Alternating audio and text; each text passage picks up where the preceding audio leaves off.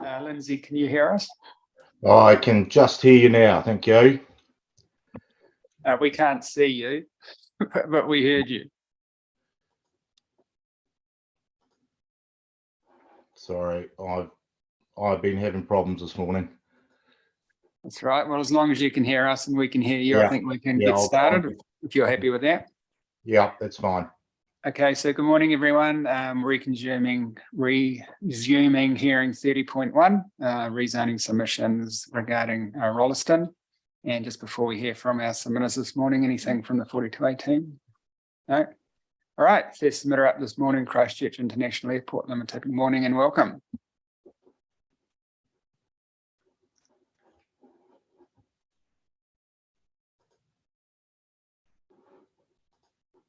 Felicity Hayman and Daryl Miller to give evidence.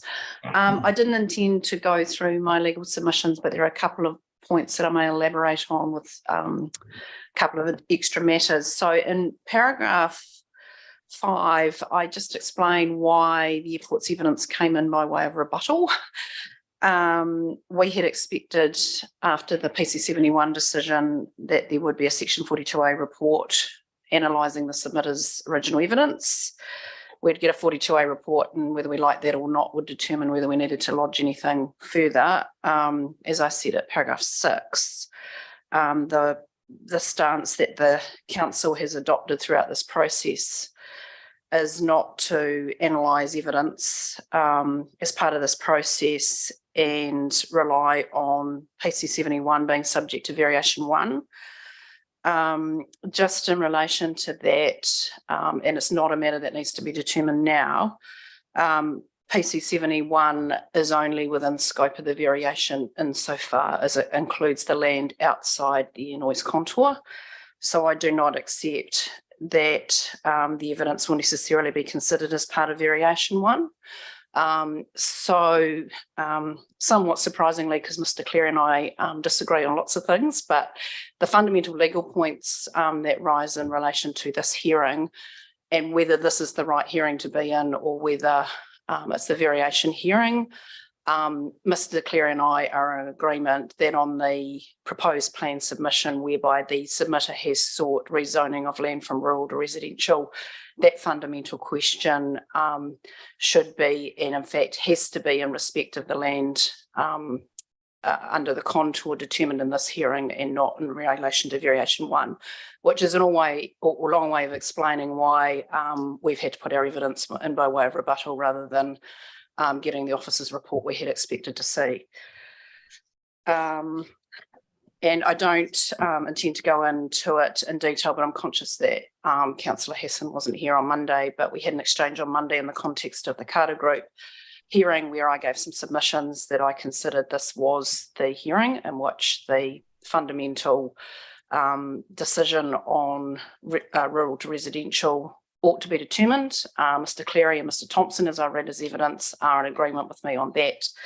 And some comments were made by the panel that, as I understand it, the panel considers it does have jurisdiction to consider that part, rural to residential, and it will be doing so on the basis of the evidence that it hears in this hearing. If I'm wrong, I stand to be corrected, but that's my understanding where we got to on Monday. Yeah, just in response to that, the situation is complicated given the private plan changes, the submissions on the proposed district plan, and then variation 1 under a separate statutory process. And position is at this stage, although we haven't finalised this as a panel, where there's a rezoning request to change the zoning to residential, and the land in question has not been zoned MRZ under variation 1, which was the case with your client earlier in the week. Then we decided we need to make a decision on the merits based on the evidence in front of us. So in terms of the matter of concern to Christchurch International Airport, the land within the 50 dBA contour falls within that category. Yes. And so in our recommendation report to council, we'll be dealing with that substantive matter for that portion of the land. Yes. Now the situation might be quite different, where a submitter has sought rezoning to residential, and that land has been rezoned MRZ under variation 1, we may well come to a different conclusion on that type of land. Yes. But certainly for your case this morning and Yes. the case earlier in the week, we're in the Yes. former category. Yes, and in relation to, there's a lot of discussion, we colloquially talk about this land as PC 71. The land that falls outside the contour, that has been the subject of a positive recommendation by a commissioner and has been included in the variation, accept totally what you say, and that's not an area that we're interested in. Good, thank you very much for that. Just a couple of comments on the contour remodelling, and you can ask Ms. Heyman questions about this. There were some comments made in Mr. Thompson's evidence and Mr. Cleary's submission around that process, and you can ask questions about where that's up to. And I think I may have alluded to it previously in other parts of the proposed plan hearings. CIAL and its experts produced, as they were required to do under a method in the RPS, their remodelling of the contours about a year ago in a draft report. That was about a year ago. That shows 2 remodelled contours. One calculated the way that the existing contours are calculated, and the way the New Zealand standard specifies that they should be calculated, and that's taking a worst case 3-month scenario, but also giving an option for noise to be calculated over an annual average. Both of those options have been put to the ECAN peer review panel. There has been a huge amount of to and froing between the panel, CIL's experts and Airways over the past year, but we still do not have a final output from the panel that says these are the assumptions we believe should be put into the model, and asking Marshall Day to rerun the model. So at the moment, the process is still ongoing and we don't have a final output. I don't want to speak for other people because I'm not the peer review panel, but we would expect to see something probably in March. Yeah. Probably in March, but obviously that's outside our control. So at the moment, we are left with the line in the RPS, which is the old 50, and we have a technical report produced about a year ago by CIL's experts, which is currently under peer review, and which I don't think is in front of the panel, actually. No, so yeah. And then there was just one other matter I wanted to address. At 2.14 of his legal submissions, Mr. Cleary says that applied to the circumstance of the submitter's land, we are not dealing with reverse sensitivity as defined above. This is simply because the existing established use, the airport, is not presently causing an adverse environmental impact on the submitter's land. Certainly there is no evidence to that effect. And in response to that, I just point out that reverse sensitivity effects are like any other type of effect, and the RMA definition of effect includes any past, present or future effect. So the air noise contours are modelled on a future noise environment, and the lines on the map indicate what people living beneath that area might be expected to receive by way of noise in the future. So Mr. Cleary may be correct that the people that currently live on the PC1 land aren't currently being exposed to levels of 50 LDN or greater. But the lines on the map are not any sort of indication of current noise levels being experienced. They are a prediction of a future effect. And that's really all I was intending to say, unless you had some further questions for me. Thank you for that. I'll see if we do. Lindsay, any questions from the legal submissions? No, I don't have any further questions. Thank you, Raywin and Deborah. No, Thank you. Thanks. Can hear from your witnesses now. Yes, now taking the cue from earlier in the week, we haven't prepared summaries. So Right. I'm hoping I'm not misreading the signals wrong. So Ms. Heyman is happy to answer any questions that you have. Yeah, thank you, Ms. Heyman. We've read your evidence and it's very clearly expressed in the fact that we've received similar evidence in other hearings on the PDP chapter topics.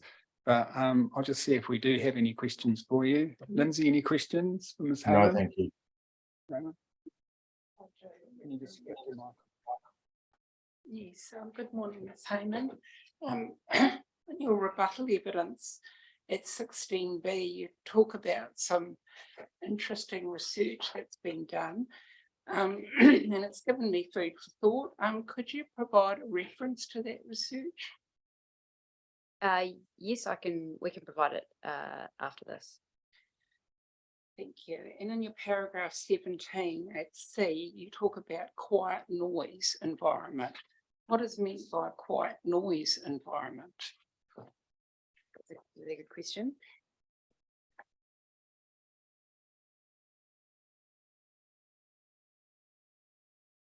No, I guess it's a way of trying to articulate that an environment for residential activity should have a quiet noise environment that isn't disrupted by aircraft noise or any other noise emissions that aren't allowed for in the planning framework or in the Resource Management Act.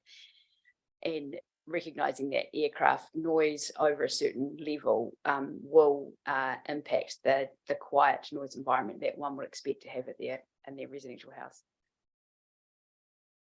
Okay, I'm still not quite understanding what is meant by quiet noise, but I accept your explanation, even if I don't understand. Yeah, yeah, it isn't.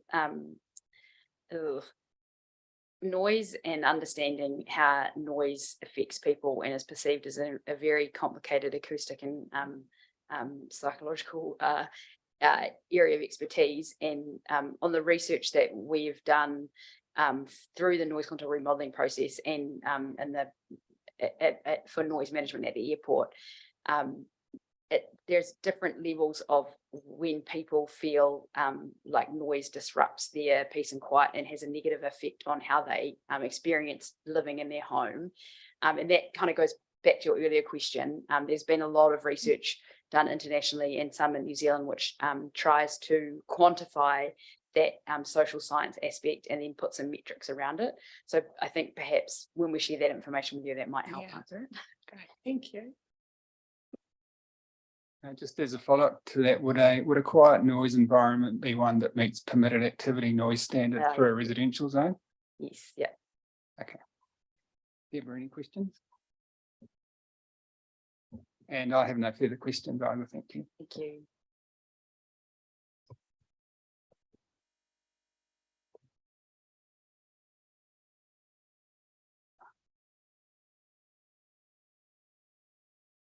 So Mr. Miller, do you wish to highlight any key points for us, or are you happy to go to questions? We're happy either way. I am happy to go to questions. Thank you very much. Lindsay, questions for Mr. Miller? Thank you, Mr. Miller.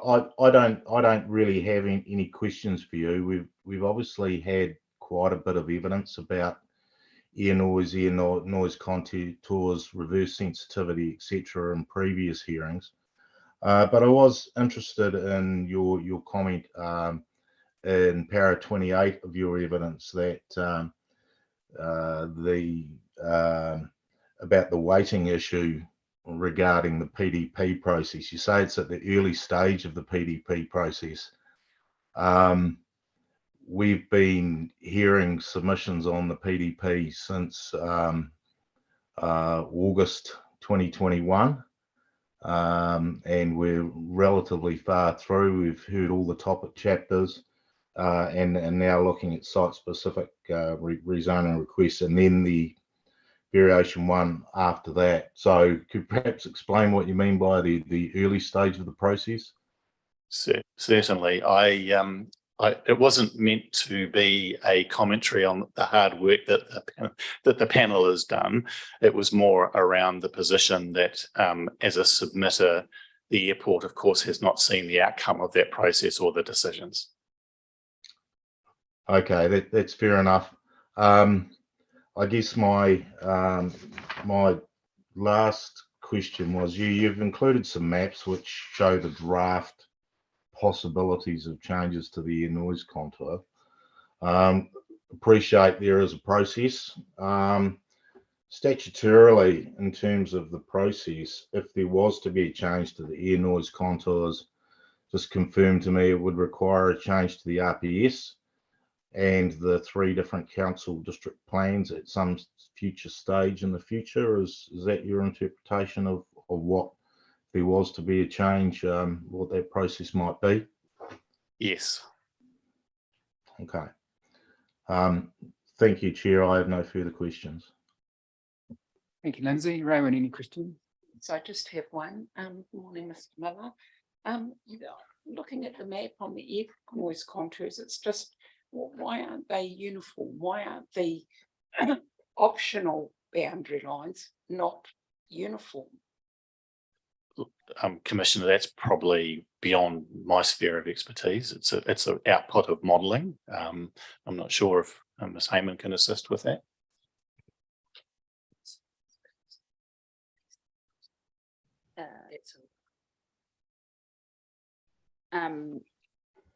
It's really just a representative of what the flight tracks are that go into that modelling process, and that is why they won't be super smooth. And the operative contour, which is the red one, which is very circular, that is a cookie cutter contour. So that is also probably why it looks a little bit more even. And it probably goes back to the key point around that these are draft contours, and they're indicative to the process, and they are likely to look a little bit different once we've updated all the assumptions based on the panel's inputs. Questions? When you put a line on a planning map, they don't like wonky lines. Yeah. So the red one is the outcome of a planning process, whereas the other two haven't yet been through a planning process. And Deborah?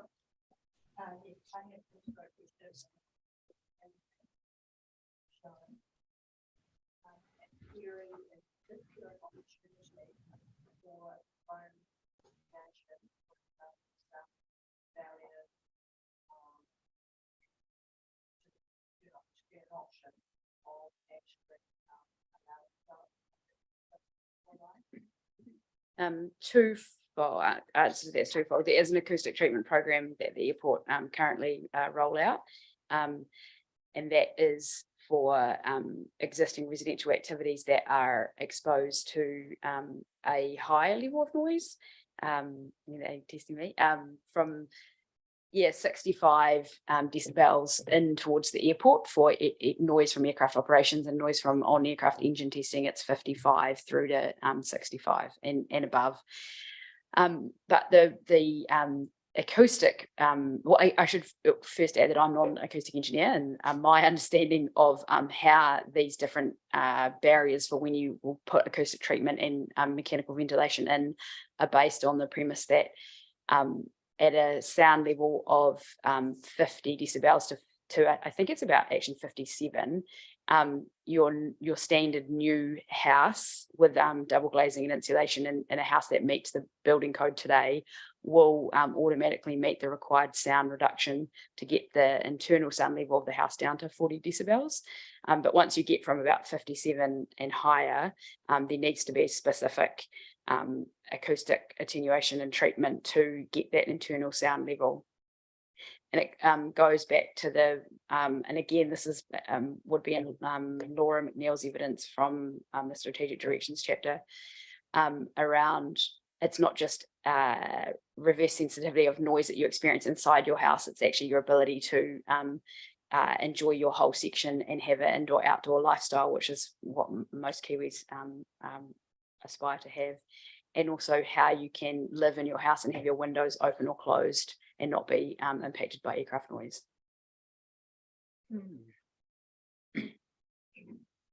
And those sorts of mitigations are specified in the noise chapter, particularly in Rule R4, and which also specifies the indoor decibel levels that those mitigations are aiming for. So that's covered in the noise chapter. I just want to ask just a question about the process, the modelling, and then the change to the RPS, and I don't mind who answers it. So you said in March the modelling would be complete. Is that a final? is that a date for a final modelling output, or what was the March date relating to? I don't really know, to be perfectly honest, so I'm not privy to that information, but I guess in terms of the process, our experts, including Airways as the airspace navigation provider, are still working through the process to answer the panel's questions, which is not an easy, it's a long process basically. And once the questions have been answered and everyone is okay with those answers and the process that we've got to get to those answers, then all of the assumptions and the inputs to the model get updated and we rerun the model. And then there's a bunch of reports that come out the other end. And we are hoping that we can have that process, or our experts can have that process and ECANS to a point where they accept our process by March. And so just to clarify again, so is the March date rerunning the model and all of those numerous reports you referred to, or will the reports follow after that March date? We're aiming for both by the end of March. It's okay. Could I prompt a question that might be helpful? Sure. The process is that the contours will somehow find themselves in their way into the GCP spatial planning process, which Ms. Hayman can talk to you about. She is in contact with them. Our understanding is, and Felicity, you can correct me if I'm wrong, that there is a document that's going to be put out next month by the GCP, but we're talking about high level objectives. It's not, certainly not lines on maps or directions. Our understanding is that the noise modelling outputs will be fed into the GCP process, which is the precursor for the change to the regional policy statement, which then, as Mr. Daish said, would then go through its process, and then there will be district plan changes. Our understanding is that the notification of the RPS is December 2024. So that is when all of this output will end up in a statutory document in a notified form, as with some sort of statutory basis, will be December 2024. Now, that doesn't, obviously this information will be available to the public before then, we're subject to OIA, etc. But in terms of a formal process and the way planners understand it, notification of the new RPS with the outputs of whatever the spatial planning exercises are, and obviously we've got highly versatile land, we've got a whole lot of constraints that have to go into that process, as I understand it. And Ms. Hayman has been talking to ECAN, so correct me if I'm wrong, we're expecting a new notification of RPS December 2024, is that correct?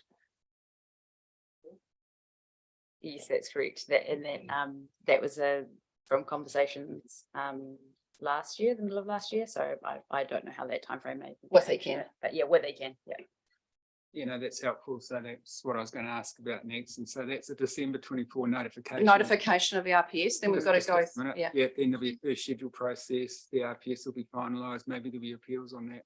And then the district plans thereafter have to be changed. Or I'm thinking 10 years.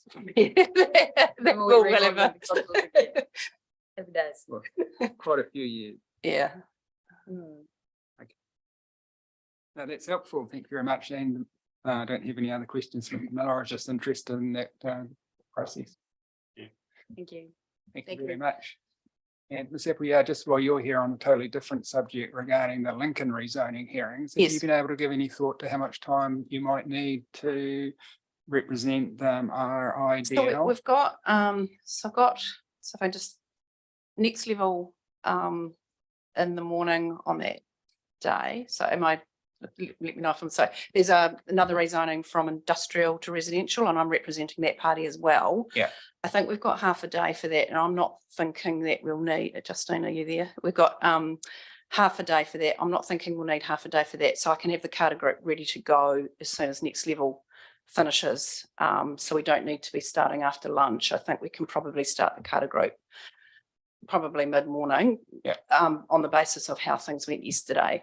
I'm not confident we'll get through Carter group in that afternoon. It would probably be a bit like what we had with, so it would probably be lunchtime on it's a Friday, is it? Am I making sense? It'll probably be a day and a half for next level and Carter Group rather than 2 days is what I'm saying. And I'll have Carter Group ready to go. And the only reason I'm just being a little bit hesitant is the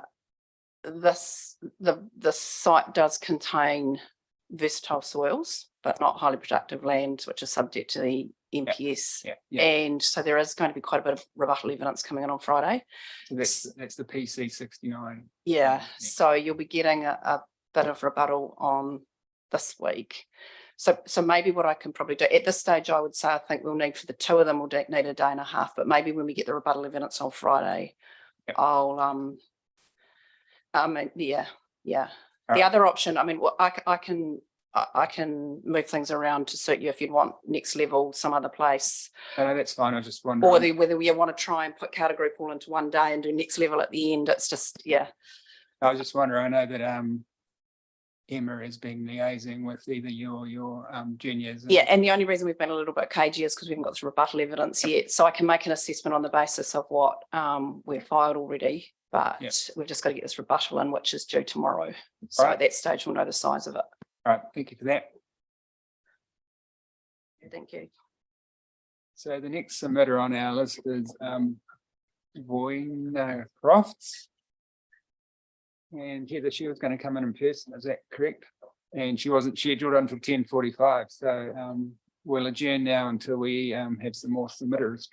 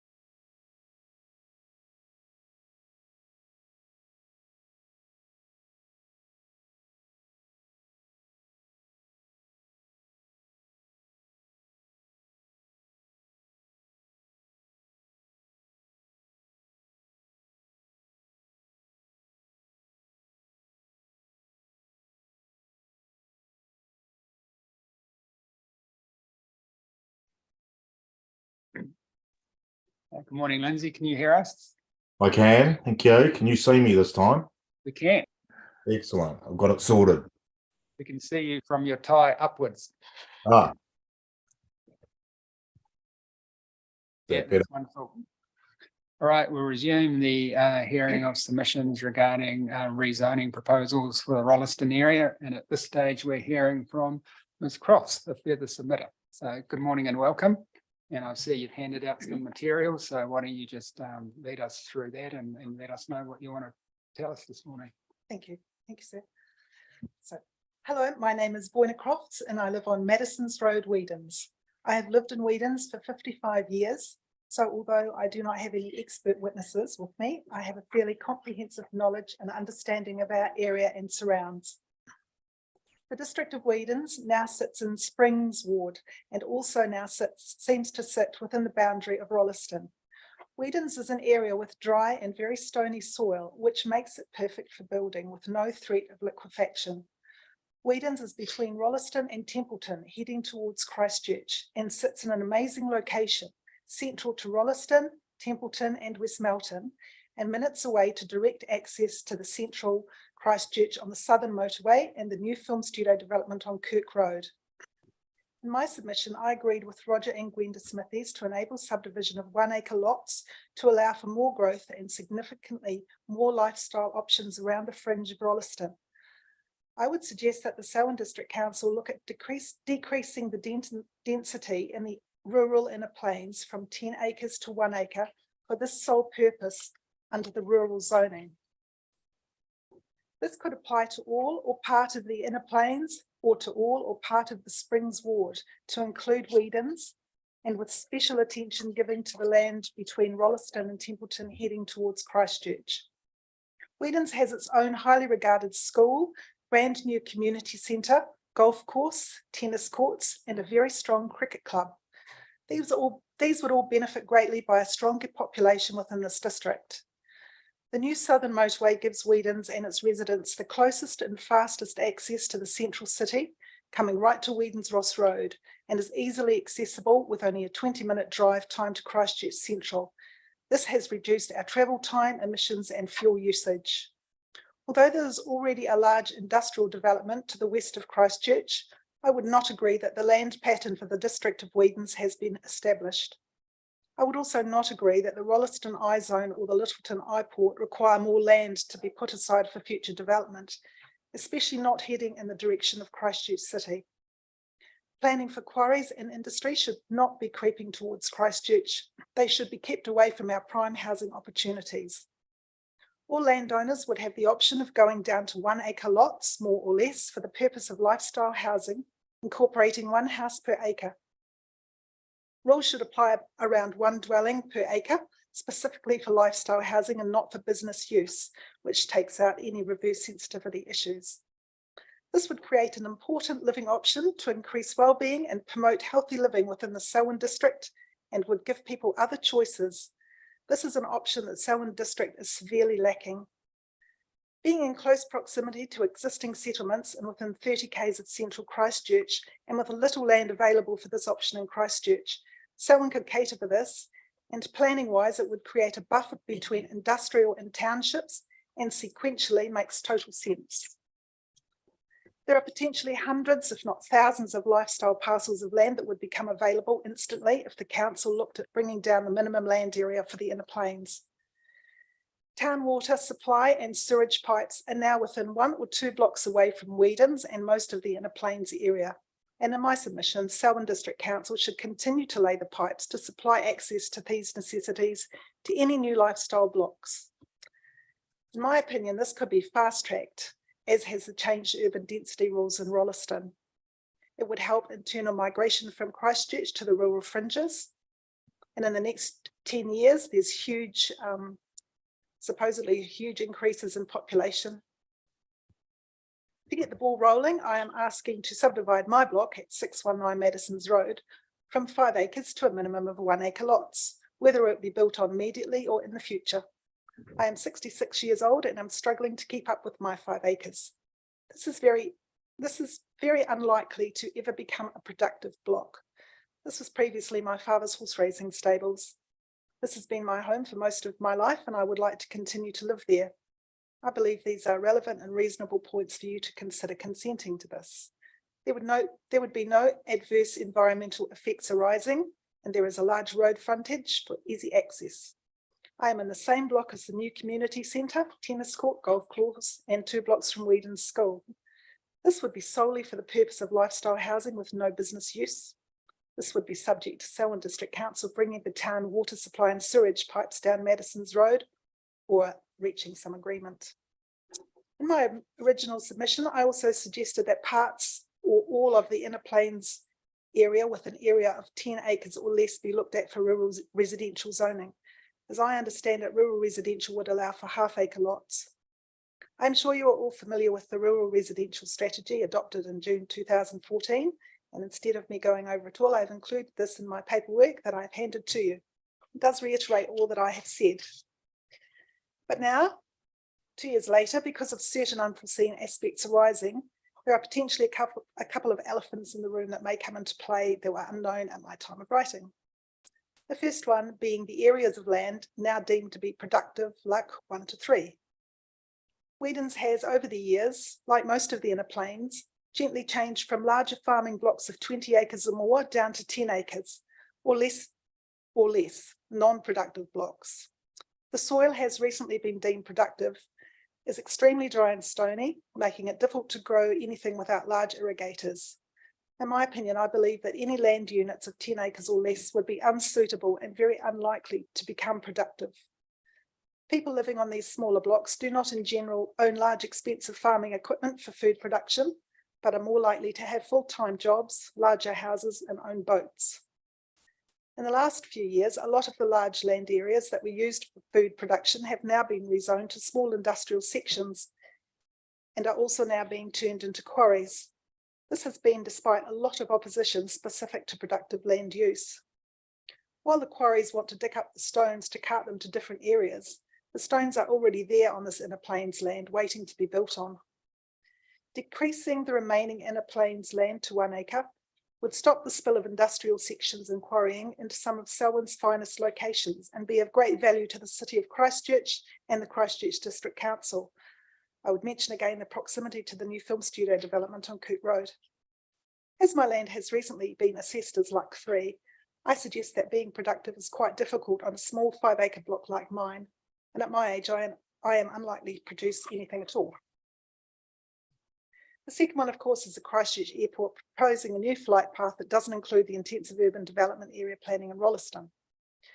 Christchurch Airport said on November 6, 2017, aircraft landing in Christchurch will soon fly higher over the city, making less noise and emitting less carbon dioxide. If that is the case, then surely the flight path could be significantly reduced in size. Why would this impact the airport or the aircraft at all? It's mystifying why flight path changes direction to suit development. The flight path has not ever been over central Whedon's and never been anywhere near my place or Westmelt in the last 100 years. In my opinion, it is strikingly coincidental that when major subdivisions are proposed under the flight path, experts are brought in and the flight path is changed. Now we've got developer versus developer. It's sort of getting ridiculous. Anyway, the projected population growth in the next 10 years is huge, and it doesn't seem reasonable for the airport to curtail growth on the fringe of Rolleston in the best locations. Forbes says, why would a flight path change? Varying weather and operational conditions influence the flight patterns of aircraft near airports. Wind has the greatest impact on flight paths as aircraft need to land and take off into the wind.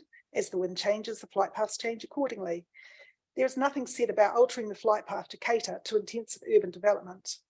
It seems unreasonable that Christchurch Airport can restrict housing and developments in the Selwyn district over 15 k's away.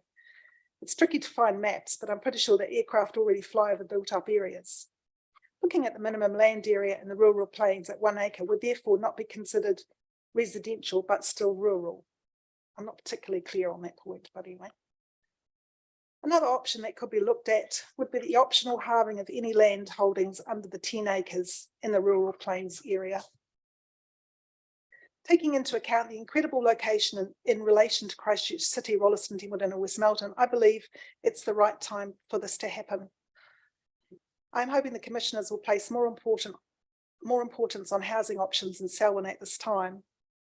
In summary, I want land holdings in the rural inner plains or in the Springs ward, including Weedens of 10 acres or less, to be decreased to 1 acre for the purpose of rural lifestyle housing, looking especially at land between Rolleston and Templeton.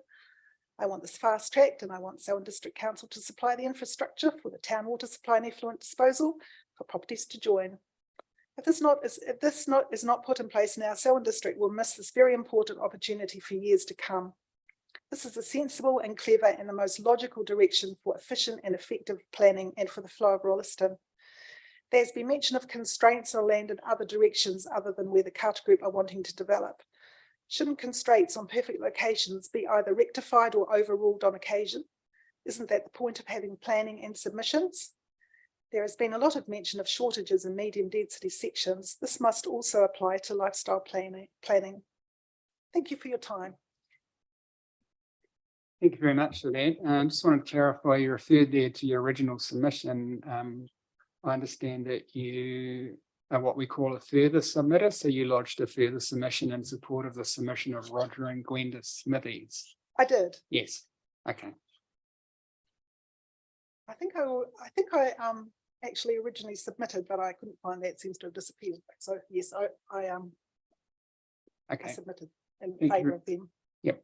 Now, Commissioner Hassan has recused herself from considering your further submission because she owns property that's potentially affected by the issues that you've raised regarding inner plains and 1 acre lots, etc. Thank you. So I'll just see if we have any questions for you. Lindsay, any questions? Thank you, Ms. Crofts. Just a quick couple. Are you familiar with the sort of the strategic planning processes which have been going on in Greater Christchurch over the last few years, and they manifested in the regional policy statement, which has a plan? Now, there is also some further strategic planning processes going on which identifies areas for growth. Are you familiar with those, and the reasons why the land in Weedens is not identified for future residential growth? I'm not particularly familiar with that. I did try and have a look at it online, but I actually couldn't find much detail about it. Okay. So no, that would be the answer. And thank you. And I don't have the airport noise contours in front of me at the moment, but is your land, or the land you refer to in your further submission, is that within the airport noise contours? It never was, but in the proposed noise contour plan, I think the tip of the wing in the 55 decibel area is coming over my land in the proposed one. Okay. The previous submitter was Christchurch International Airport. Yep. And they were talking about a different location, but they informed us that there is some modelling going on with a view to potentially altering the air noise boundaries around Christchurch Airport. I understand that anything formally won't be transferred to any statutory documents like district plans or the RPS for a little bit of time, but I presume that's the altered noise modelling that you were referring to? Correct. Okay, thank you. I have no further questions. Thank you, Chair. Thank you. Raymond, any questions? And I have no further questions either. All that means is that the points you've made have been made very clearly, so there's nothing that I wish to clarify with you. So thank you very much for that.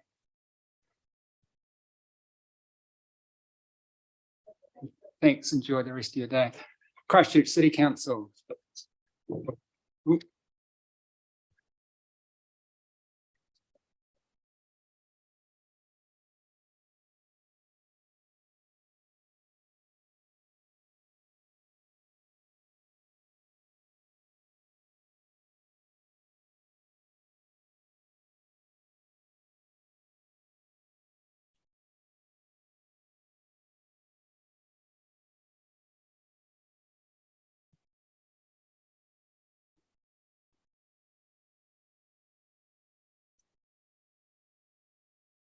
Good morning. Good morning and welcome. I have legal representation come through.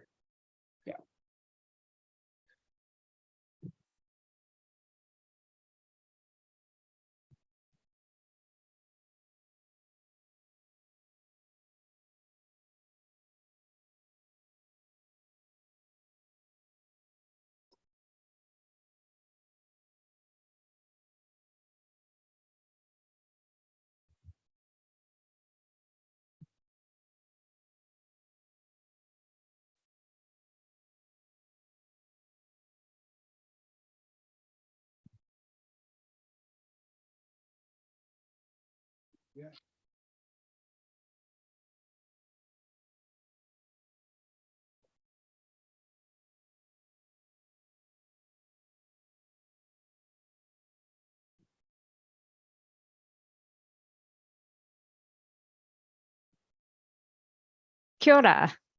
Can you see and hear me now? Yes, we can. Can you do the same? Yes, I can see you now. Sorry, I'm not sure what happened there. Apologies. Oh, that's all right. No need to apologise. So to Christchurch City Council representatives, good morning and welcome. Thank you very much for providing in advance the legal submissions and also your evidence in chief and rebuttal evidence. We pre-read that material.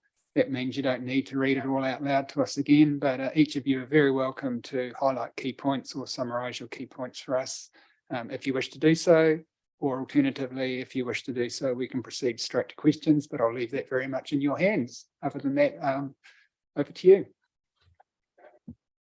Thank you. So for the benefit of the hearings panel, my name is Kat Viskovich. I'm representing Christchurch City Council and Canterbury Regional Council in relation to this matter.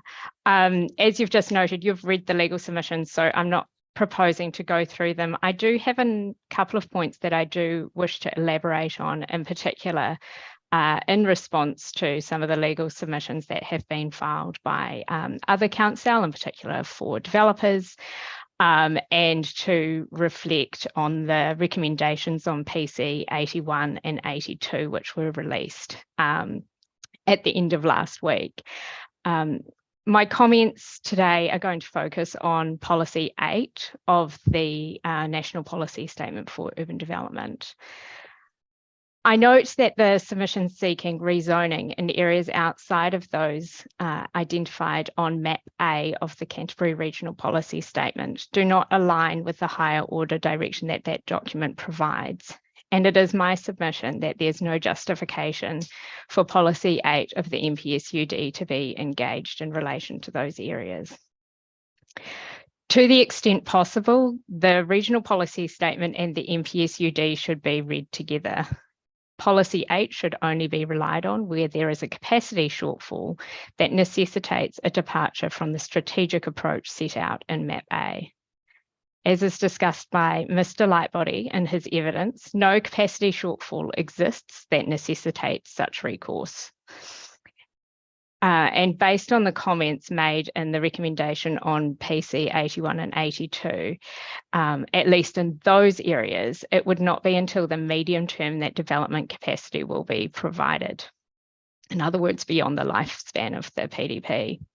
Again, this points away from there being an urgent need to provide capacity that would justify overriding the strategic direction given by the Regional Policy Statement, in particular through Map A. Map A was put in place to identify appropriate areas for future development. The areas on that map integrate with infrastructure planning and funding decisions and enable district councils to respond to capacity requirements through their district plans. And to that extent, there is alignment with Objective 6 of the NPS. The recommendations made on PC 81 and 82 noted that if the rezoning of those areas was approved, it would effectively determine the next strategic growth area within Rolleston. And I would add that the PC 73 land would also result in the same outcome. I note the Commissioner's comments in that recommendation that this would be without a full strategic evaluation of options being undertaken. While that recommendation stated that broader evaluation work would be undertaken through this PDP process, it is my submission that this work should be undertaken strategically at a regional level through a future review of the regional policy statement to inform future district planning responses. This would better ensure the approach to urban form within Greater Christchurch would result in a well-functioning urban environment that would better align with the MPSUD. Finally, I note that if the rezonings were approved through the PDP process, they would necessitate a change to the regional policy statement to recognise the growth areas that sit outside the existing version of MAP A.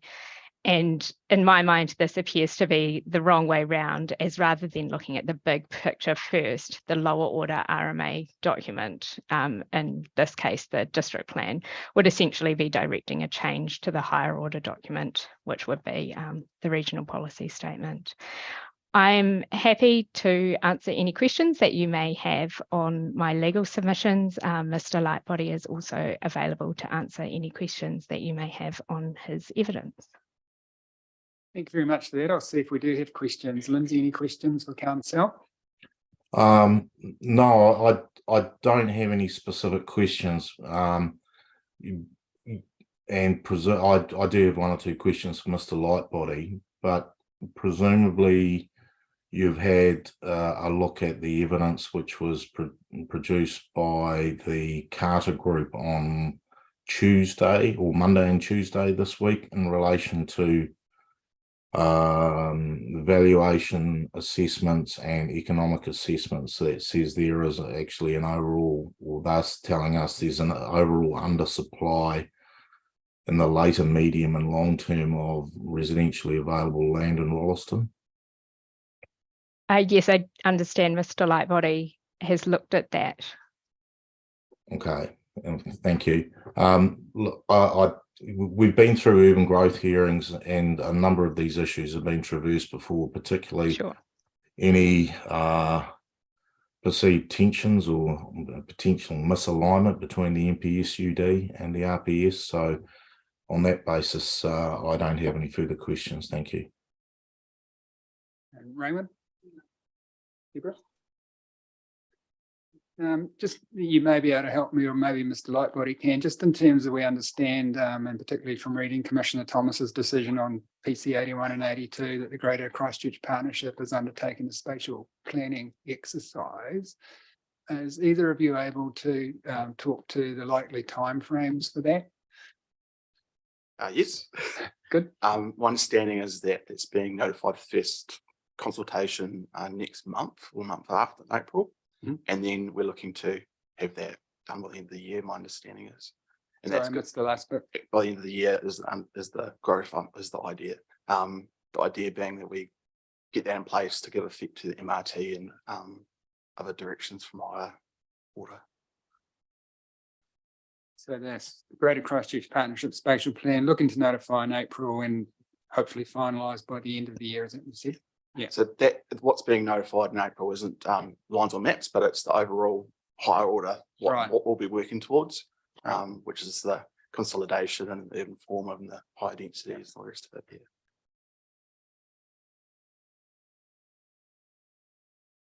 All right, but no further questions from me from the legal submissions. Thank you. So, Mr. Lightbody, in terms of your evidence in chief and rebuttal evidence, do you wish to summarise any of that for us or highlight key points, or are you happy to go to questions? Happy to go to questions, thanks. All right, thank you very much for that. Lindsay, questions for Mr. Lightbody?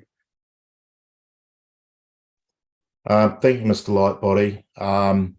Just in terms of a follow-up to the previous question, you mentioned that the sort of the strategic level objectives and policies will be in place or out for consultation in April. Is that what I understood you to say? Yes, at a Greater Christchurch level, yes. At a Greater Christchurch level. And obviously when the rubber hits the road is when there is lines on maps. Have you any idea about when that work is anticipated to be done? No, I don't. But what I can say is the RPS would come into the RPS review, which is looking 2024. Yeah. So the end of 2024 to look at is it a partial review of the RPS or a comprehensive review, or do you know what the scope of that is? Yeah, my understanding it's a comprehensive review.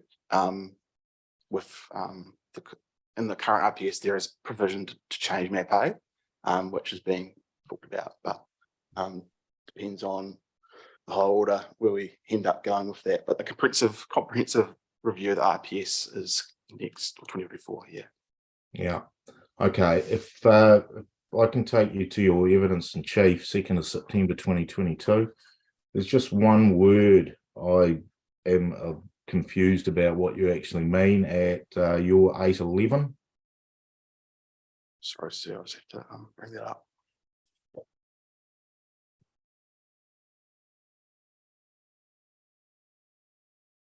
Well, the word is torpor, Torpor. What does that mean in the context of what you were talking about It's uptaking of existing capacity? it's a slow uptake word. The slow. Yeah, it's slow. Okay. And so Yeah, I'll use other language, but anyway. no, that's all right. It's I was just a little bit confused about what that actually meant in the context of what you're saying. So you're expecting a slow uptake of the existing capacity, and therefore, if there is land outside of the areas identified in map A, that can be left, or decisions on that can be left till a later time because of the slow uptake. Is that what you're saying? Yes, if there's a risk that further expansion of greenfield would result in slow uptake of recovery of the central city and Greater Christchurch itself too. Yeah, and I'm from my reading of the various different plan changes and the decisions to the operative plan, Christchurch City have taken a pretty consistent line that the CRP, the regional policy statement, does not trump the MPSUD or otherwise, or the other way around, sorry, the MPSUD does not trump the RPS. They need to be read together. Yes, that's the consistent approach between ECAN and CCC. Yep. So policy 8, in your view, in the case of, for example, the Carter Group west of Duns Crossing Road, that doesn't apply. Policy 8, the significance function of that, or our aspect of that, can be satisfied per se, if there's enough capacity, depending on the scale you look at the development capacity. But the well-functioning urban environment aspect, you need to read the MPSUD alongside the RPS, as our view. Yes.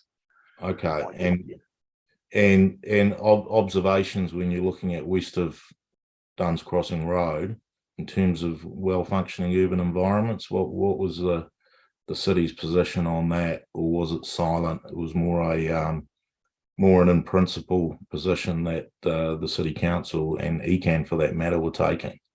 Yeah, in principle view of that. Yeah. Okay, thank you. I have nothing further. Thank you, Raymond. Deborah. And Mr. Lightbody, I have no questions of clarification for you either, but I did find your evidence to be very clearly written and helpful, so I'd like to commend you for that. But no questions of clarification from that. Thank you very much.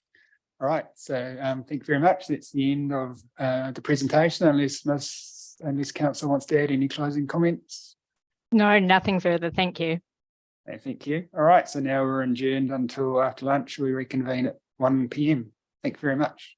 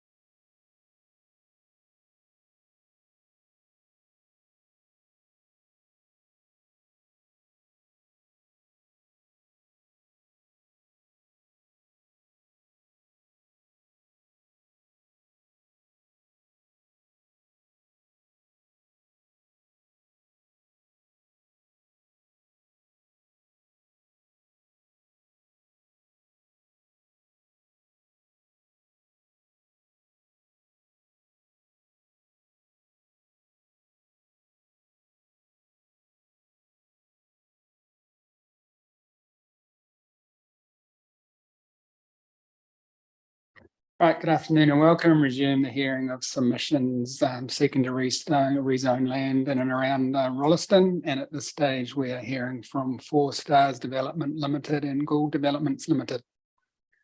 Good afternoon and welcome.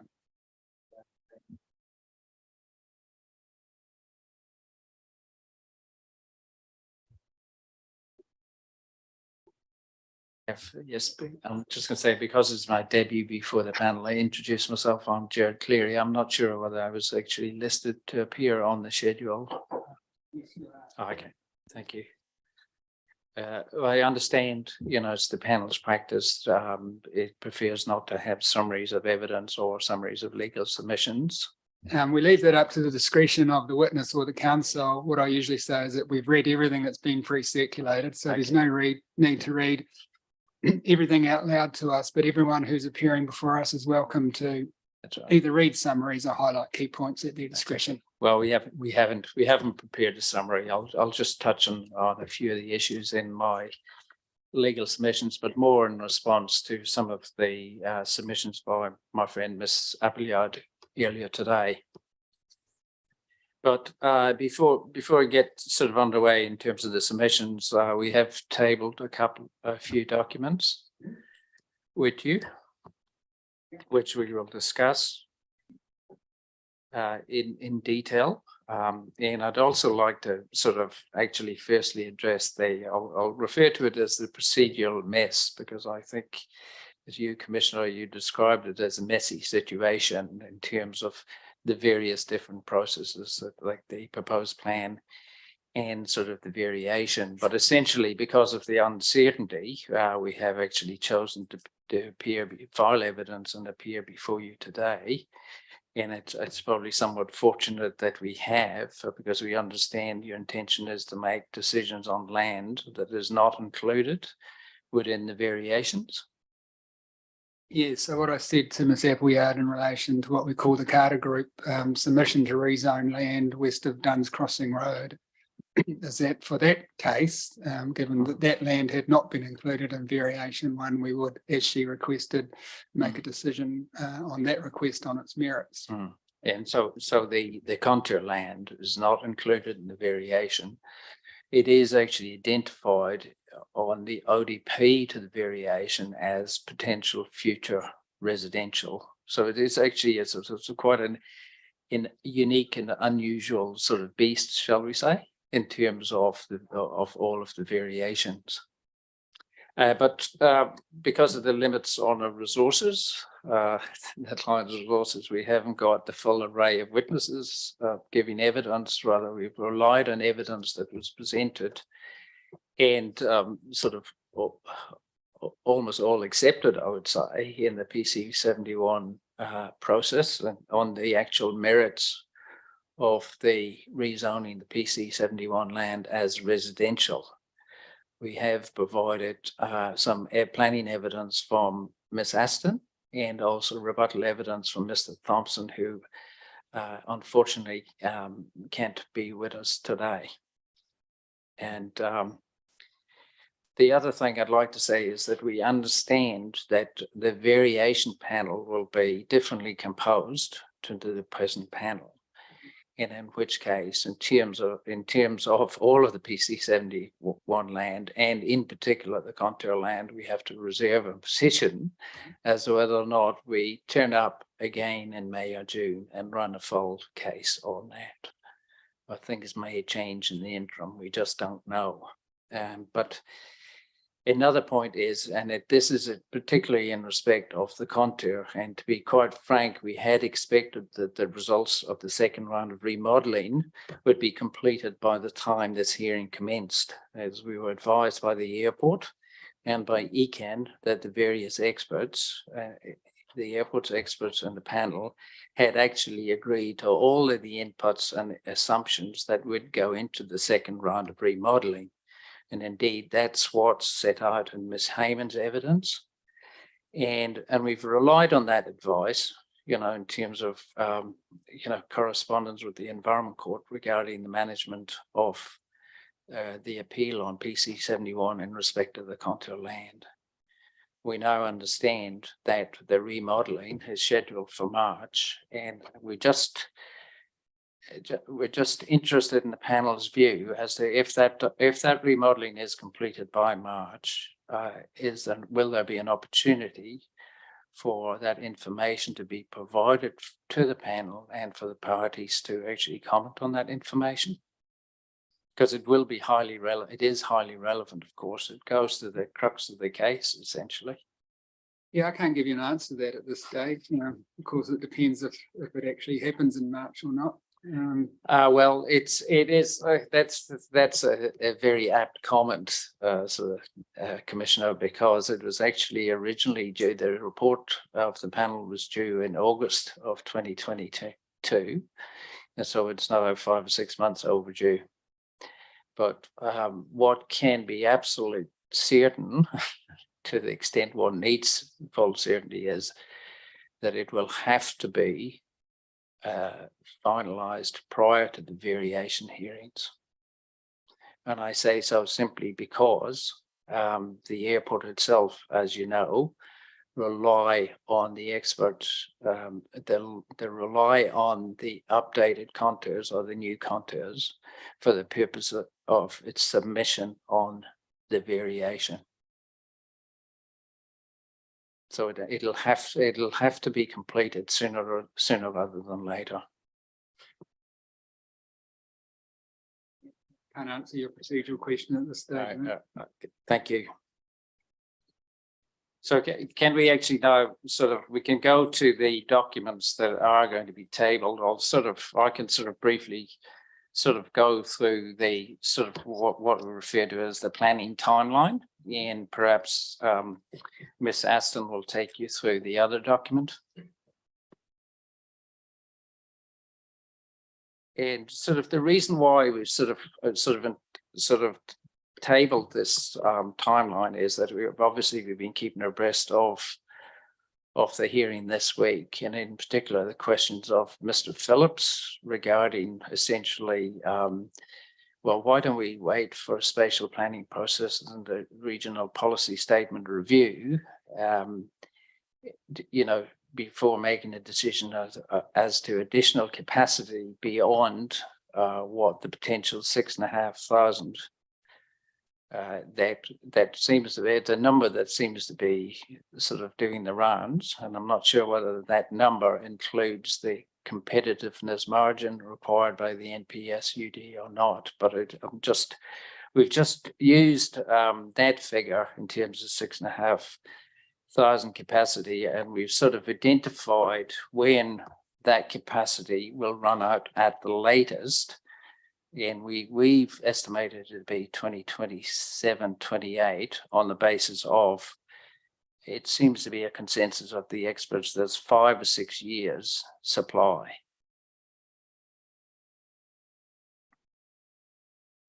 And then we compare that time frame to the various different processes that would be associated with a rezoning of land beyond that 6,500 in the district plan. And so we start off with, of course, with the spatial plan, and you've heard Mr. Lightbody mention the spatial plan being notified shortly, and that's followed by the full review of the Canterbury Regional Policy Statement. Okay, that is the entire document, and it's not a review of Chapter 6, which deals with development in Greater Christchurch. And so optimistically, or probably realistically, we think it may be 3 years before a full review of the regional policy statement goes through the submissions, further submissions, hearings, appeals, etc., that process. In the same way, if we actually go back to the top, or we've estimated that the proposed plan would become operative in 2024, and again, that's possibly optimistic, because there may be a wide range of appeals, because there's some very important issues at play, and so there are some quite entrenched positions as to whether or not growth should be provided in particular areas. So realistically, the proposed plan might not become operative until 2025. And so then you have to think about what the planning period for the proposed plan is going to be. And so by the time we get to 2025, you'll have 3 years of the capacity, the 6,500, you'll have 3 years of that capacity used up. And you'll have to think about what additional capacity needs to be provided in that 10-year period. But as you see in the flow chart, sort of once we go through the review of the Canterbury Regional Policy Statement, then if the Canterbury Regional Policy Statement does identify additional areas for development, okay, and there's absolutely no guarantee that it will, and because I've been through a number of the plan change processes where the position of the regional council and the city council through its witnesses is that they would prefer to see intensification in Christchurch City as opposed to additional greenfield area. So the simple fact is that that demand may not be enabled in the Canterbury Regional Policy Statement. It'd be incorrect to assume that it will be. But assuming we do get to a district plan or to a sort of an operative regional policy statement, then you've got the process to rezone the land, because the regional policy statement doesn't rezone the land, and that's possible. More likely than not, it'll be a private plan change, and conservatively think that might get across the line, bearing in mind there's no obligation to accept plan change applications for 2 years after a district plan becomes operative. We're looking at 2030, again, optimistically, and then we have to go through the consenting, we have to go through the subdivision, construction, engineering, provision of infrastructure, and then we have to go through to titling, building consent, etc. So it is an extremely long time frame, as we know, and that is the norm. There's nothing unusual about the timeline that we've identified here. But more fundamentally, we would submit, and as I expect Ms. Abelard would have submitted as well, that to defer or essentially to make decisions that resulted in an undersupply of land for that 10-year planning period, we would submit that that would be directly contrary to the National Policy Statement in Urban Development, and in particular Policy 2, which requires Tier 1 local authorities such as the Southern District Council to at all times provide at least sufficient development capacity. And that includes a competitiveness margin of 20%. So we would say to kick the can down the road to be proverbial for the regional policy statement review, etc., would not be given effect to the NPS-UD.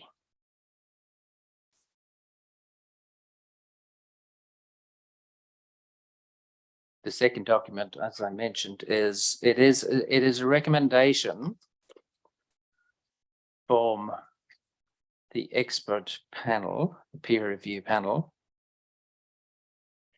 as to which form of noise contour that should be adopted in the future. And this is actually sort of Commissioner Solomon.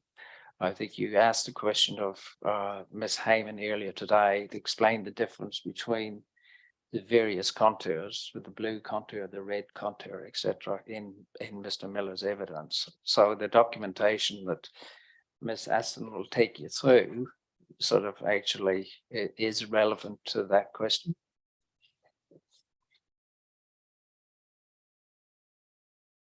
Yeah. Okay. So should I just? Oh.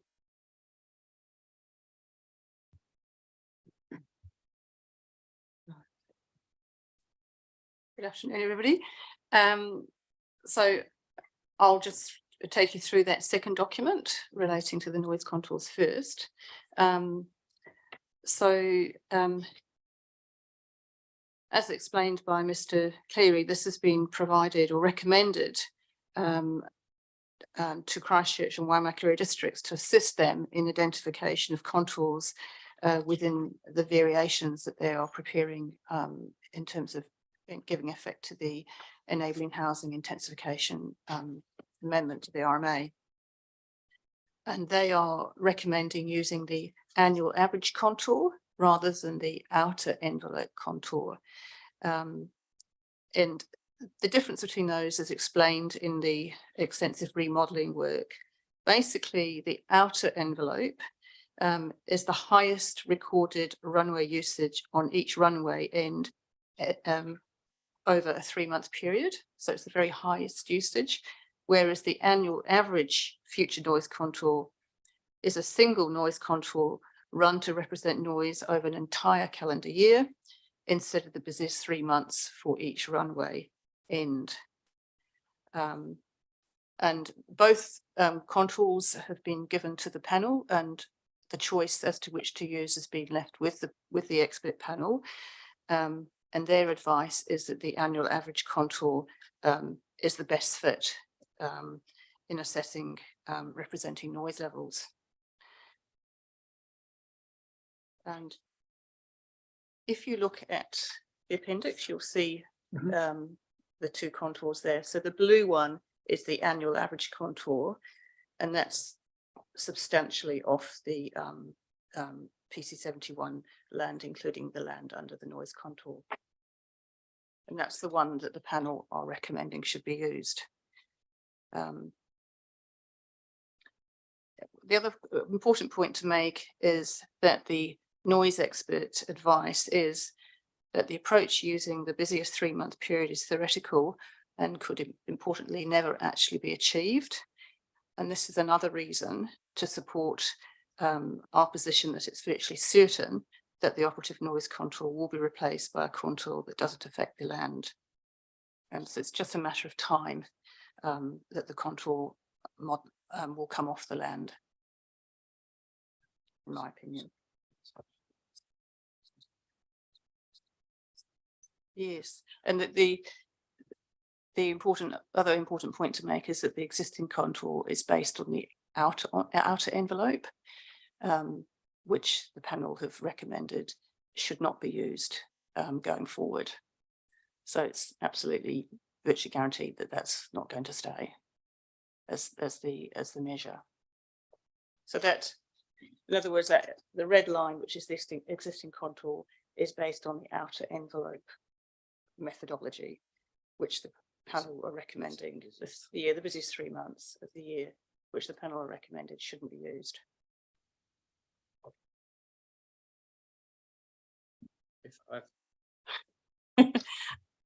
Did you wish to, Ms. Curry, do you wish to address anything else in the legal submissions? Or? Yes, I think, you know, in terms of the evidence, sort of Ms. Aston has, so we're jumping back and forward a little bit, but I'll just briefly address some points in terms of the airport submission. You know, so I understand sort of Ms. Appleyard agrees with my analysis that we're not dealing with typical reverse sensitivity effects, and instead she's saying we're talking about potential future effects.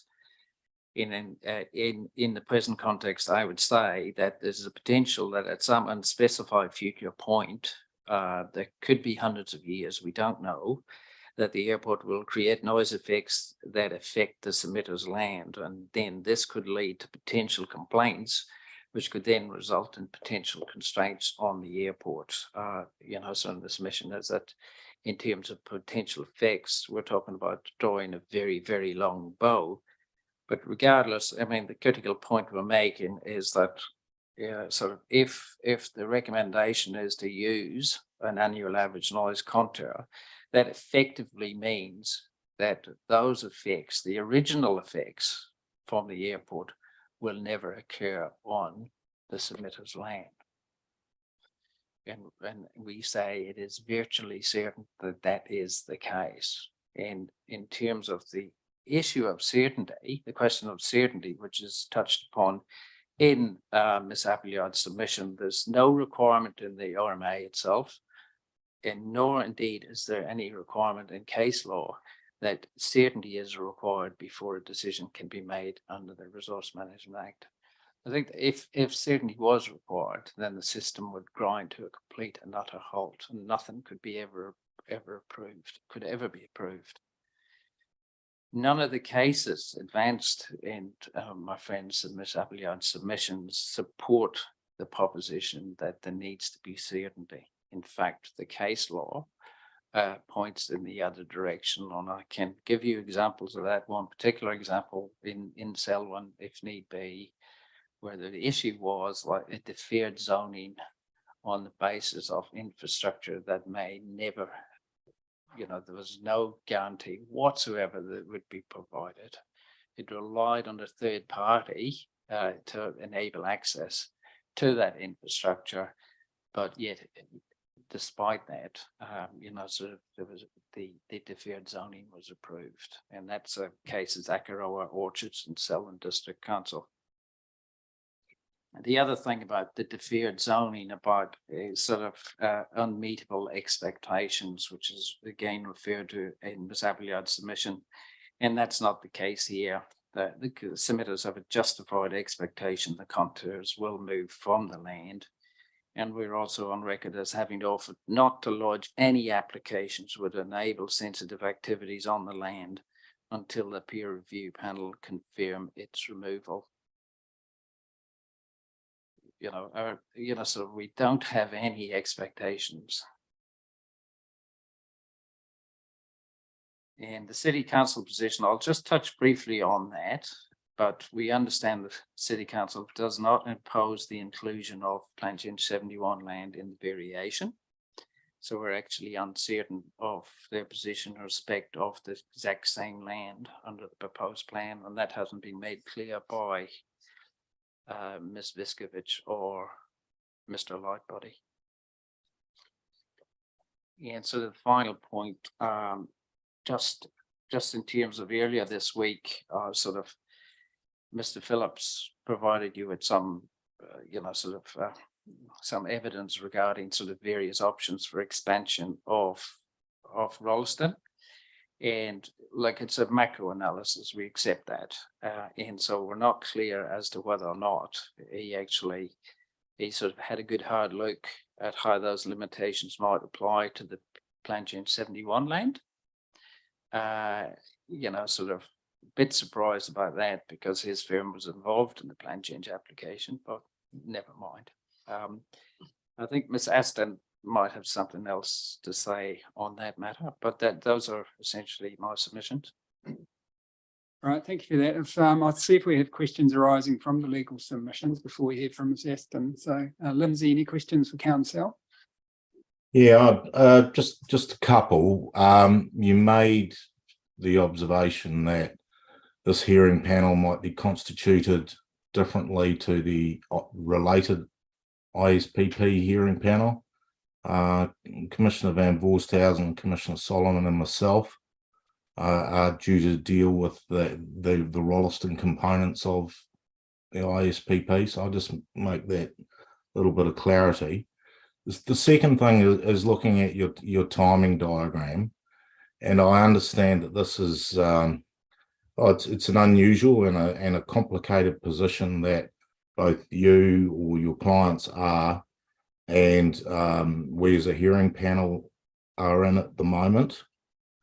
And a lot of that is around we potentially the noise contours and so forth, which are they're in the CRPS, they're in the proposed plan as they are at the moment. We've had submissions on noise contours and noise sensitive activities within noise contours previously in the hearing process. So recognising that and recognising that there's a variation 1 process to go through at the moment where the land has been identified, or part of the land, but still with the overlay itself. Recognising that, is there some middle ground or some way of shortening that process for the comfort of your client? And I'm thinking if and when the noise contour review is out and there's general agreement whether or not that might give your clients sufficient comfort to be able to proceed as they wish, potentially by resource consent if necessary. Is that, or does your client feel that that's potentially has too much inherent risk?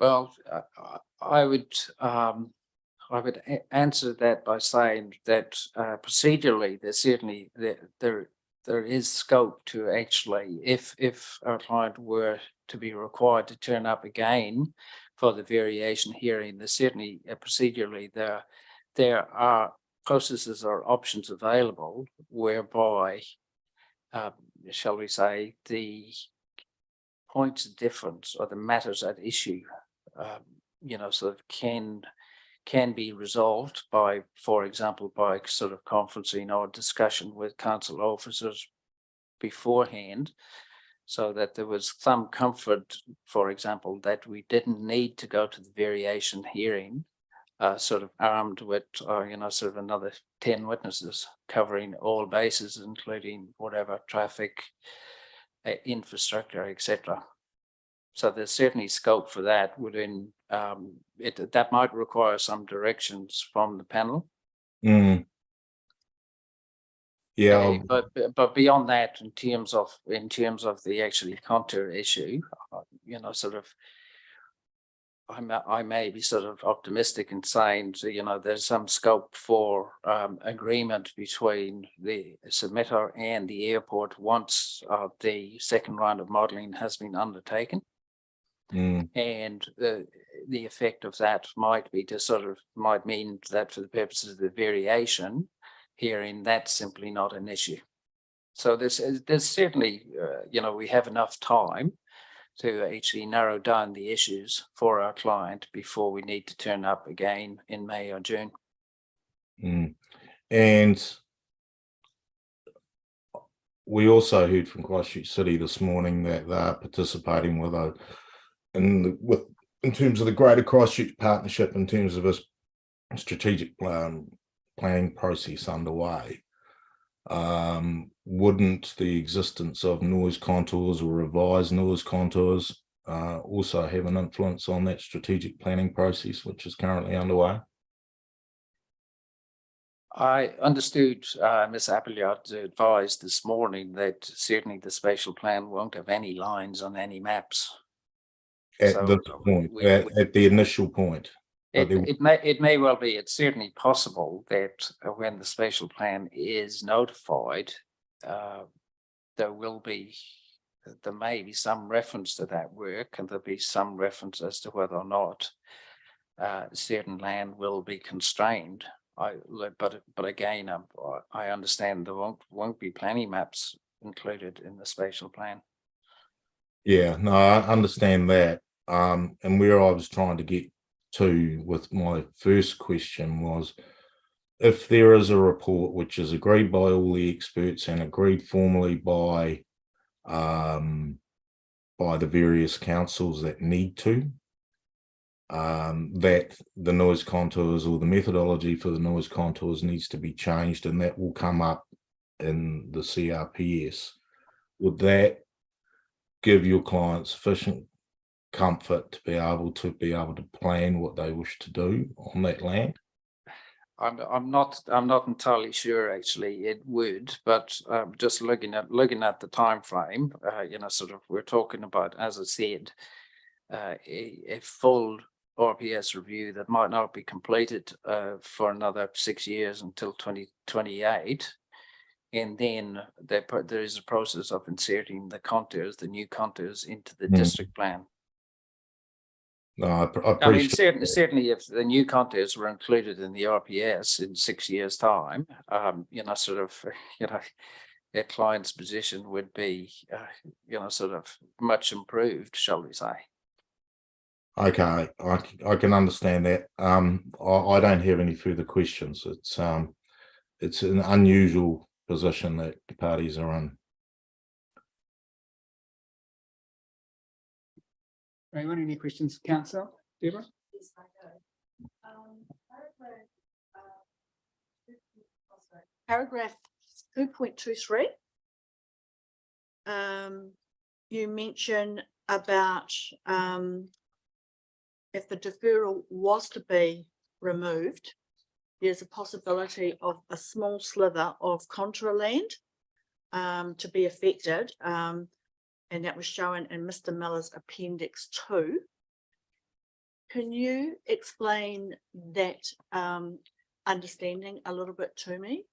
Well, actually, I would delete that paragraph 223 now, given the advice from the expert panel to use the annual average noise contour, because under that scenario, which is the blue line on Mr. Miller's Appendix 2, under that scenario, as I said, the contour will come absolutely nowhere near the submitter's land. Thank you. Yeah.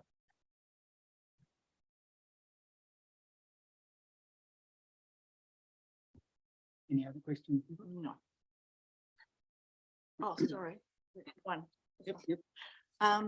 With regards to the planning timeline, when you talk about the supply capacity, and you're looking at the potential of 6,500 at 2022, and you've got the latest point supply runs out at 2027-28. Has your assumption on that 5 to 6 year supply been based on a high, a medium, or a low uptake?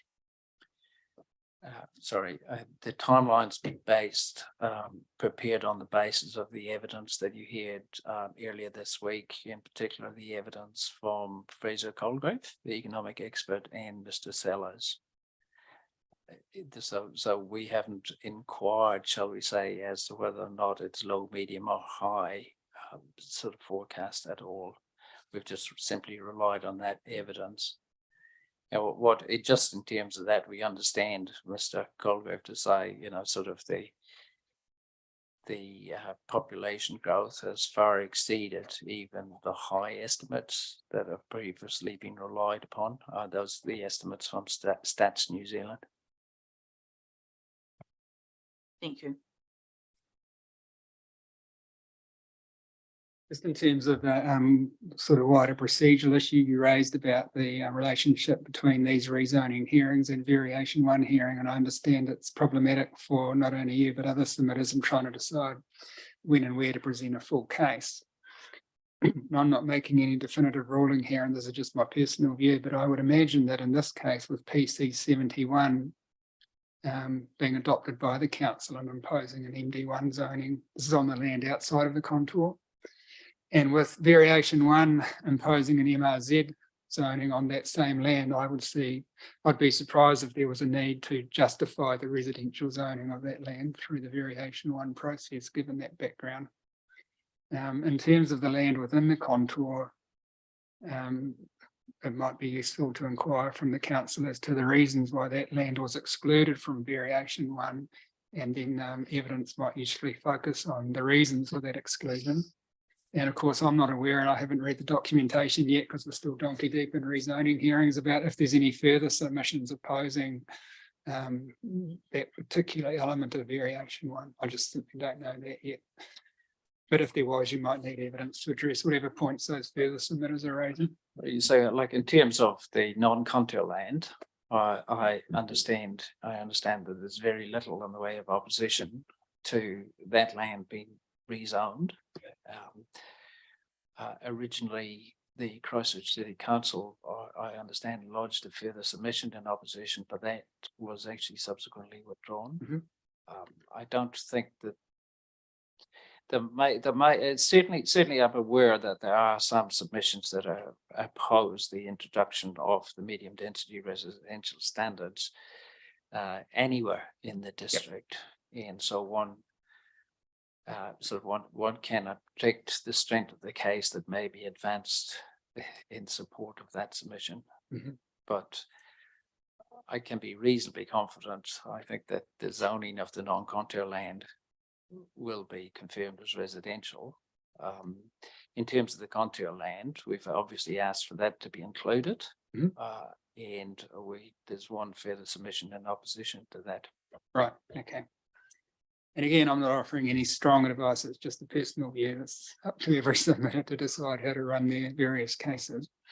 And it's not a question, but it's at your paragraph 310, where you refer to significant levels of ongoing demand for housing in the Selwyn district and limited development capacity. And while we received evidence in that regard from the Carter Group witnesses, we also received evidence from other parties that come to a quite different conclusion. And so that's a matter that we'll need to weigh up on the evidence in front of us, whether or not there is a deficiency in development capacity currently or not. And sort of all I can say from my experience with the plan changes is that these same arguments have been put forward to a wide range of commissioners, and in all cases, you know, the finding has been that there is a demand, and there's larger than expected demand and lower than assessed capacity. Yep, just making you aware that there is conflicting evidence on that. Oh, absolutely. Yep. Completely aware of that.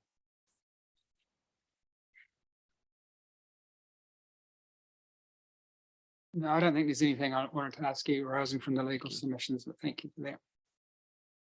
So Ms. Aston. Yes.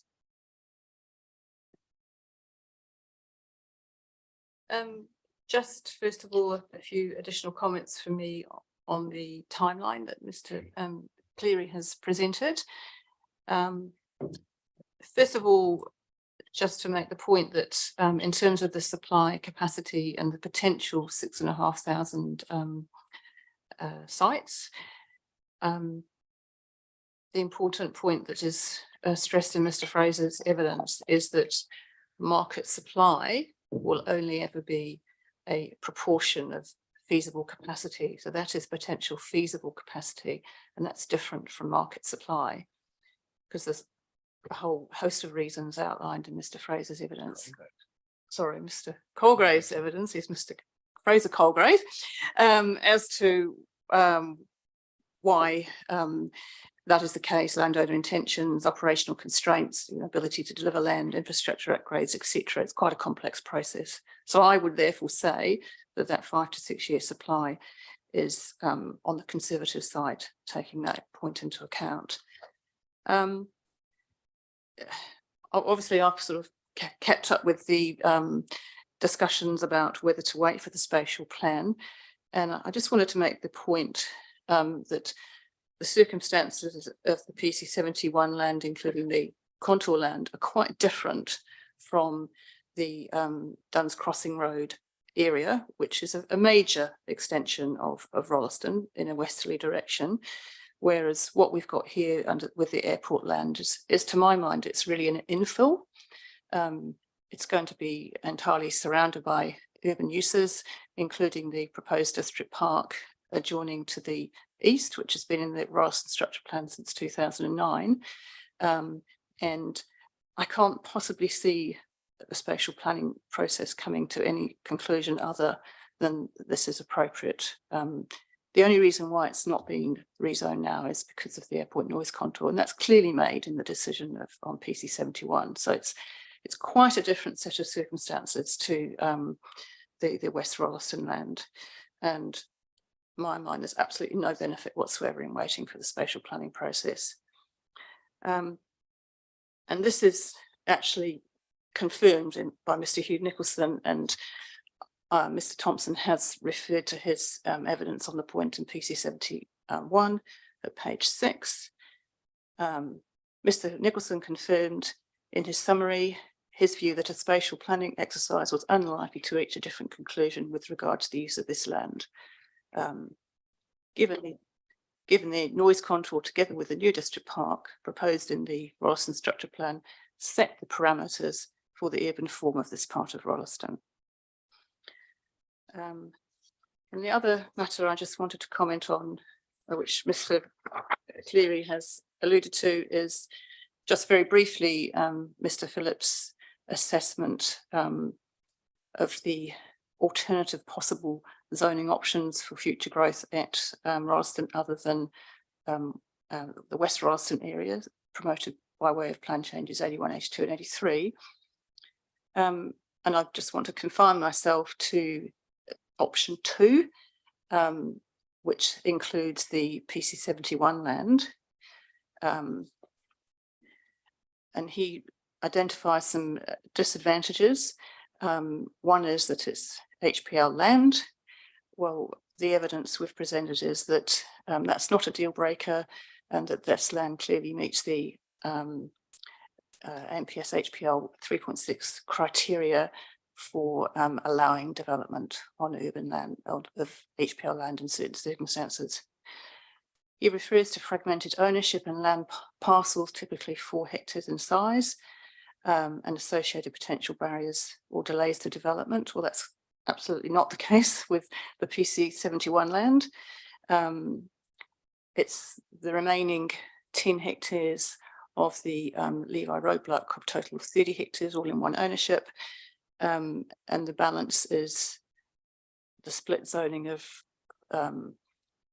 3 4 hectare blocks, part of which have already been approved under PC 71. And he talks about uncertain willingness of landowners to proceed, and the fact that evidence hasn't been put forward in terms of supporting a case for rezoning. And there he's referring to submission 34, and that's land the other side of Whedon's Road, which is in a completely different category to this infill land that I'm talking about. So, and most of the land in that option 2 area is either the PC 71 land or the district park land. So I sort of feel there's some inaccuracies in his assessment, which I just wanted to draw to your attention. And that's all I want to say.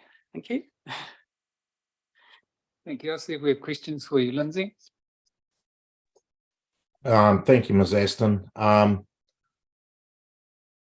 see you're stepping in for Mr. Thompson. Mr. Thompson Yes.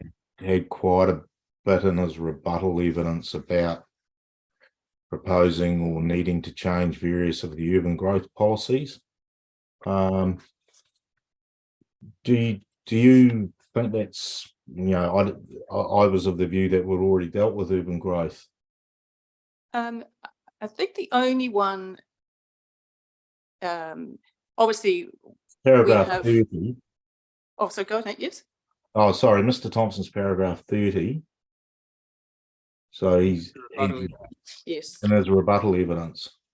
I was just a little bit confused. I had thought the purpose of this hearing was to talk about the relative merits of the rezoning the land under the proposed plan.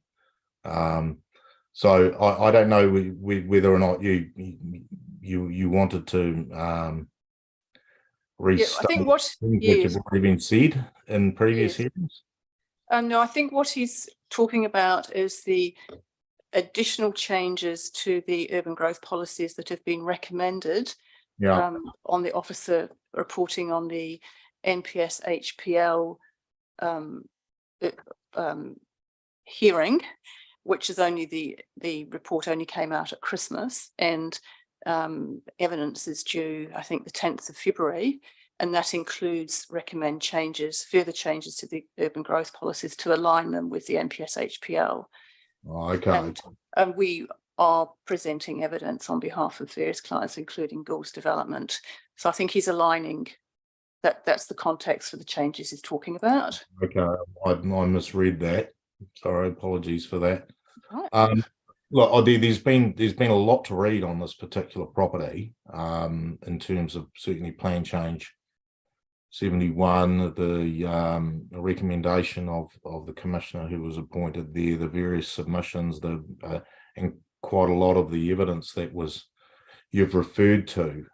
So I think that, to me, I don't have any additional questions of you. I think it is a complicated situation that we're in here, and it's a matter of navigating the best way through. Thank you, Lindsay. Rowan, any questions? Yes, just one. Did you do an assessment of UG, no, NPS UG for any of your clients? Oh, you mean the assessment of Yes.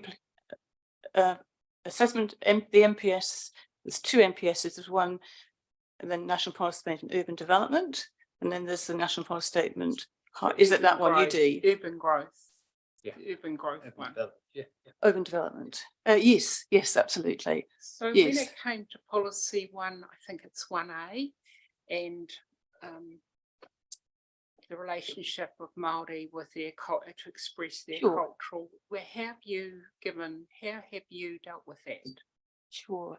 Okay, so the land doesn't include any wetland areas or waterways or any features that I'm aware of importance. And in terms of, I know issues like management of stormwater, etc., are important, and it will all be reticulated to the council's services.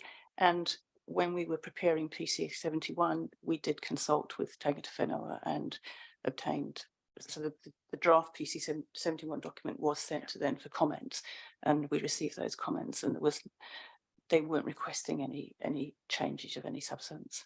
Okay, great, thank you. No more questions. And Deborah?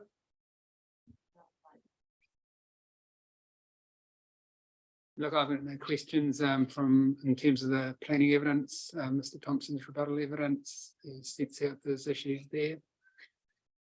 I did have a similar concern as did Commissioner Dace regarding Mr. Thompson's second crack at a UG policy, given that we had that hearing quite some time ago, and certainly in the context of the MPS highly productive land, as you said, we've invited further evidence and submissions on the 42A report on that matter by 10th of February. So that would be the appropriate forum for that kind of discussion, not this forum.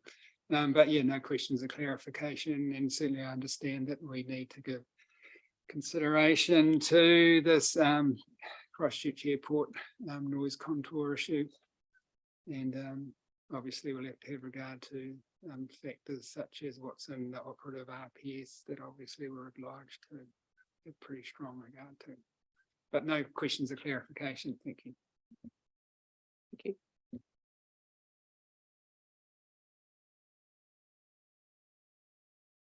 And so our next submitter is three submitters that Mr. Aston, you're representing on Mr. Thompson's behalf.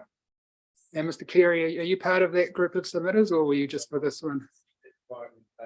Okay. Thank you.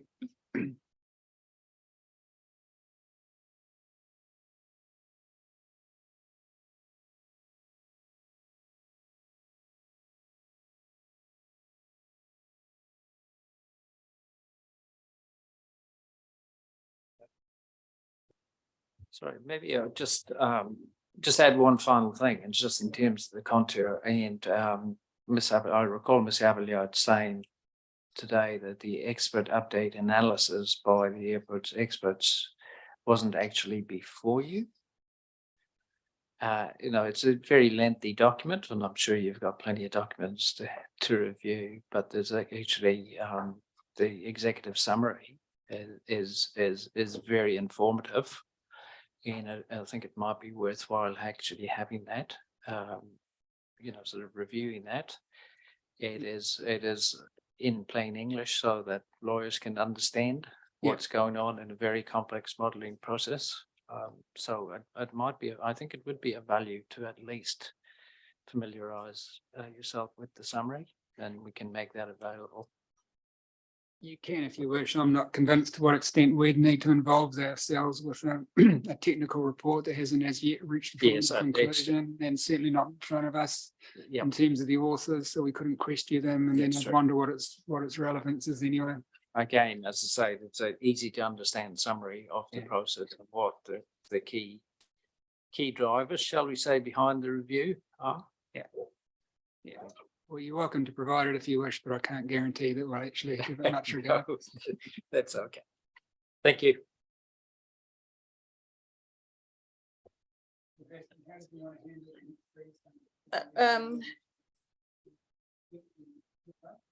So it's joint evidence, and you'll be pleased to know this is a much more straightforward situation than the Gould situation. So I've got with me the operations manager for Kevlar, Mr. Rob Preston, if you have any questions. Really, I think maybe just answer questions that you might have. I guess the important point is that both the sites, all of these sites are within the future development area at South Rolleston, and they're all proposed to be rezoned medium residential under the variation. And the main point of we're here as an abundance of caution. And I guess the main point is that Mr. Thompson was wanting to make was that we wanted to reserve the position for an appeal right under the proposed district plan in the event that it was needed, which probably won't be, but you just never know.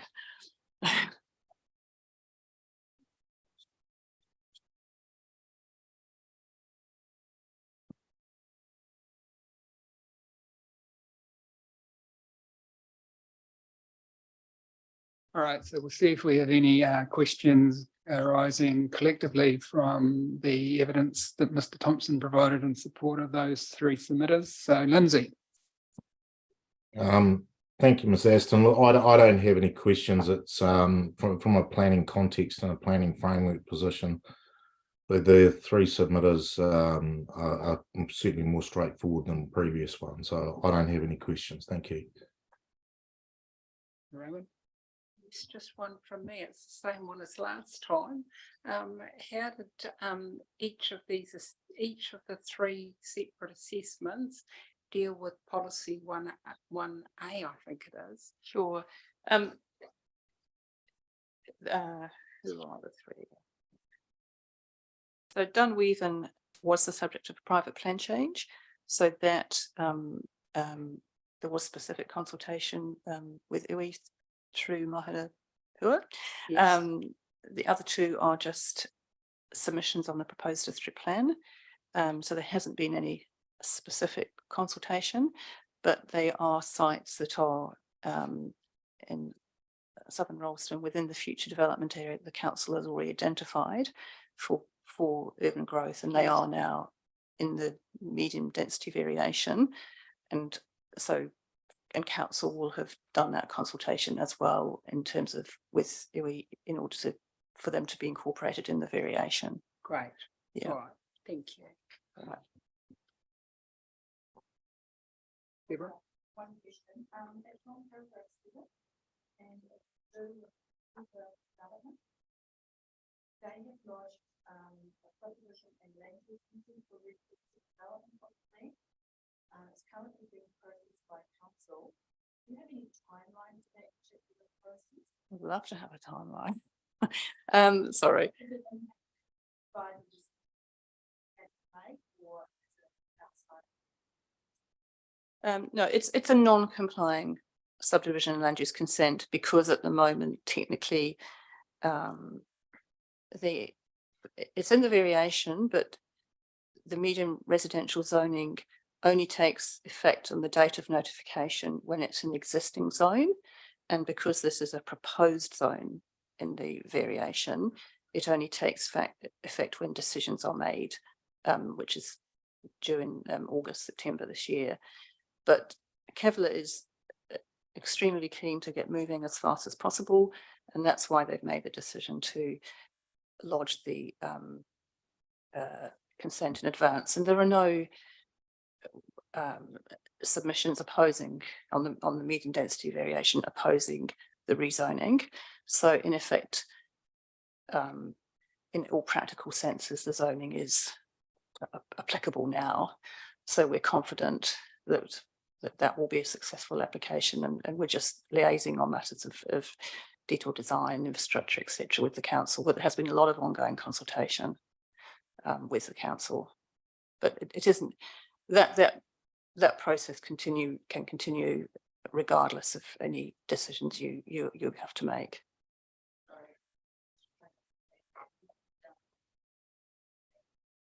No, it'll be dealt on a non-notified basis because there aren't any submitters opposing it. Actually, no, I shouldn't say that. It actually hasn't been notified yet. That's not true because it's not been notified yet. We're at the request for further information stage. Yeah. Right. So I can't guarantee that there won't be a hearing. Yeah, look, no further questions from me, but as you noted, these three submitters, their land is within the urban growth overlay. It has been Yes. zoned MRZ under variation 1. The interesting procedural point is that the decisions on the rezoning requests and the independent hearing panel's decisions on the MRZ are going to be released by the council at the same time. Yes. And so there, it might be administratively inefficient for us to recommend a GRZ zoning or something similar. Actually, at the same time, the independent hearing panel is confirming an MRZ zoning. So that's something we'll turn our minds to, but no further questions or clarification. Okay. Thank you. Thank you.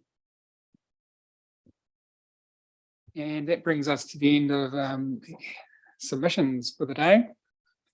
So does any of the panel members, because we're not receiving reply reports on the rezoning hearings, given time pressures on the officers, any questions for the reporting officers at this stage? Lindsay? No, I don't. Thank you. Anyone? And Deborah? And no, neither do I. Thank you very much. So that brings us to the end of this part of the hearing.